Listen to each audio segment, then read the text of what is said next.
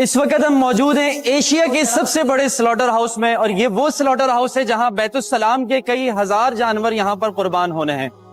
जो अमानतें बैतुस्सलाम welfare trust को दी गई वो किस तरीके से कुर्बान होंगे, वो जानवरों का क्या प्रोसेस होगा, उस प्रोसेस को दिखाने के लिए आज हम इस स्लॉटर हाउस में मौजूद हैं। मैं जिस सेक्शन में मौजूद हूँ उस सेक्शन को हलाल सेक्शन कहा जाता है, हलाल स्लॉटरिंग सेक्शन। इस एरिया पे आने के बाद शरई तकाज़ों के मुताबिक हाथों से इसकी मैनुअल स्लॉटरिंग होती है। उसके बाद जो नेक्स्ट सेक्शन है वो स्किन कन्वेयर है, यानी स्किन इसकी जो है वो यहाँ पर खाल और स्किन को उतारने का मरहला शुरू हो जाता है। ये वो सेक्शन है जहां एनिमल को दो हिस्सों में तकसीम कर दिया जाता है। खाल उतरने के बाद, ऑफल रिमूवल के बाद, अब यहाँ पर उसकी जो कार्कस एनिमल है, जो गोश्त का पूरा हिस्सा है, उसको यहाँ पर दो हिस्सों में तकसीम कर दिया जाएगा ताकि फर्दर कटिंग के लिए आगे इसको मूव कर दिया जाए।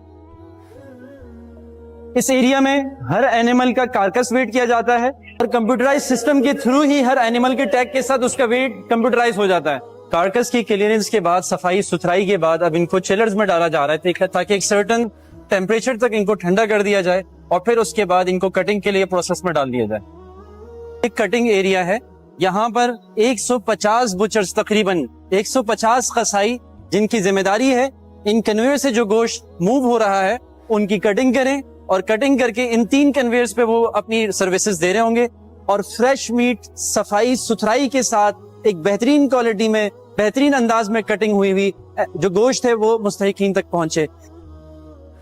याद रखिए, बैतुस्सलाम वेलफेयर ट्रस्ट नाम है मेयार के साथ बेहतरीन खिदमत का।